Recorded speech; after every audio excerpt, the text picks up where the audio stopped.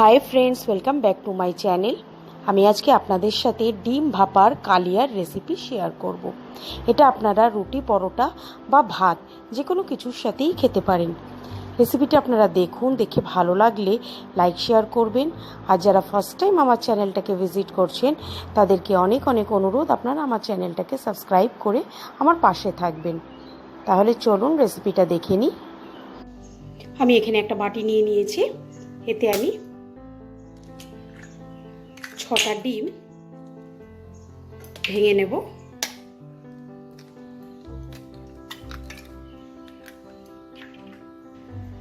এখানে আমি 6টা ডিম ভেঙে নিয়েছি। এবার এতে আমি পরিমাণ মতো নুন দেব আর সামান্য একটু ব্ল্যাক পেপার পাউডার দেব। দিয়ে এটাকে খুব ভালো করে আমাকে ফেটিয়ে নিতে হবে।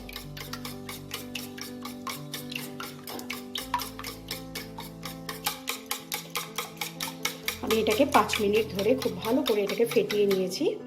এবার এটাকে আমি সরিয়ে নেব। এখানে আমি একটা টিফিন বক্সে কিছুটা সর্ষের তেল নিয়েছি।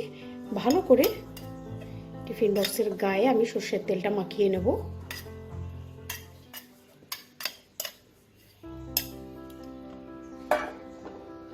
এবার আমি এই ডিমটাকে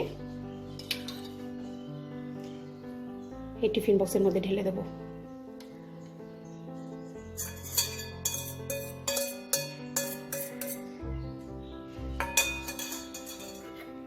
এই টিফিন বক্সটাকে আটকে নেব। এবার আমি একটা কড়াইতে কিছুটা জল নিয়েছি, ওপরে আমি এরকম একটা স্ট্যান্ড রেখে নিয়েছি। এবার জলটা ফুটতে দেব। জলটা ফুটে গেছে। এবার আমি টিফিন বক্সটাকে আস্তে করে এই স্ট্যান্ডের ওপর বসিয়ে দেব। দিয়ে এটাকে আমি ঢেকে 20 মিনিট রান্না করব। 20 মিনিট পর আমি গ্যাসের ফ্লেমটাকে অফ করে দিয়েছি। এবার আমি যতক্ষণ না টিফিন বক্সটা ঠান্ডা হচ্ছে ততক্ষণ এটা খুলবো না, এরকমই রেখে দেবো। যতক্ষণ টিফিন বক্সটা ঠান্ডা হবে আমি এখানে একটা মশলা বানানোর জন্য একটা মিক্সিং জার নিয়ে নিয়েছি। এতে আমি 1 ইঞ্চি মতো 5টা কাঁচা লঙ্কা নেব, 6-7 কোয়া মতো রসুন নেব, একটা বড় পেঁয়াজ নেব, একটা টমেটো নেব, 2 টুকরো দারচিনি নেব আর 3টে এলাচ নেব। এবার এটার একটা স্মুথ পেস্ট তৈরি করে নেব। টিফিন বক্সটা ঠান্ডা হয়ে গেছে।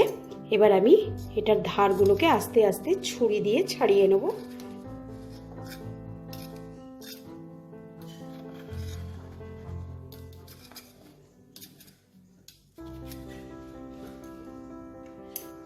এবার একটা প্লেট নিয়ে টিফিন বক্সটার ওপরে রেখে এটাকে উল্টে নিলেই আমরা এটা বেরিয়ে আসবে। এটা টিফিন বক্স থেকে বার করে নিয়েছি। এবার আমি এটাকে স্কোয়ার স্কোয়ার করে কেটে নেব।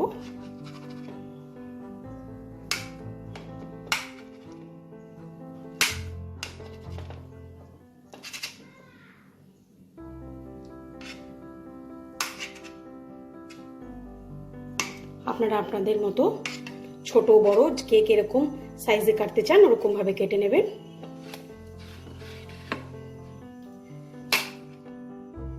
আমি একটু বড় বড় করেই কাটলাম।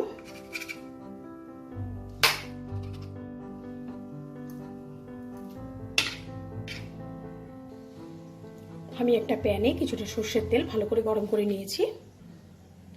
এতে আমি 1 চিমটে একটু হলুদ দেব। দিয়ে এবার এই ডিমগুলোকে আমি একটু ভেজে নেব। একদম হালকা এপিট ওপিট করে ভাজবো, তা নাহলে শক্ত হয়ে যাবে।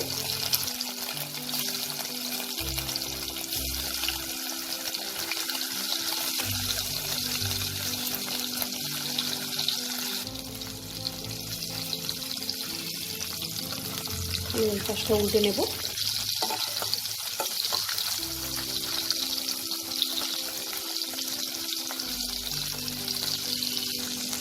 দুটো পাশে আমার হালকা করে ফ্রাই হয়ে গেছে। আমি এবার এগুলো তুলে নেব।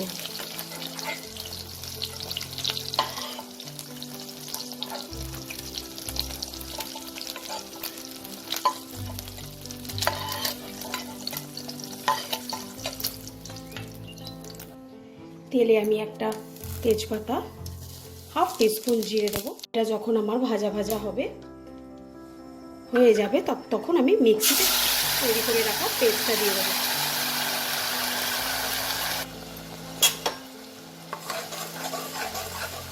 এবার এতে আমি হাফ টিস্পুন জিরে গুঁড়ো, হাফ টিস্পুন হলুদ গুঁড়ো আর half teaspoon Kashmiri red chilli powder দেবো।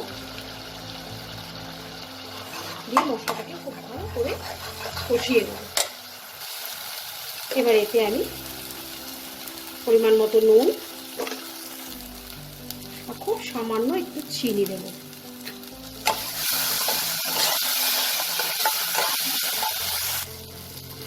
মশলাটা খুব ভালো করে কষানো হয়ে গেছে। এবার এতে আমি অল্প জল দেব, দিয়ে ভালো করে মিশিয়ে দেবো। ঝোলটা ফোটা অবধি আমি অপেক্ষা করব। ঝোলটা আমার ফুটতে শুরু করেছে। এবার এতে আমি ভেজে রাখা ডিমগুলো এক এক করে দিয়ে দেবো।